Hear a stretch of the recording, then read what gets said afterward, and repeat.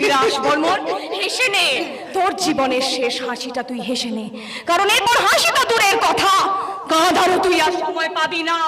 এই বামন হয়ে চাঁদ ধরতে চাইছি। আমি বামন হয়ে চাঁদ ধরতে নয়, বরং সূর্য হয়ে সূর্যের সেই তেজ দিয়ে তোর মতন বামনকে এখানে ঝলসাতে এসেছি রে। তার আগে লাশ কাটা ঘরে তোর বডিটা আমি পোস্টমর্টমের জন্য পাঠিয়ে দেবো রে হারামজাদি।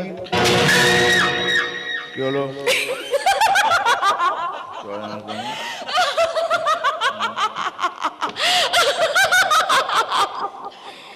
বিলাস বর্মন, কথায় আছে সময় খারাপ এলে চামচিকিতেও লাথি মারে।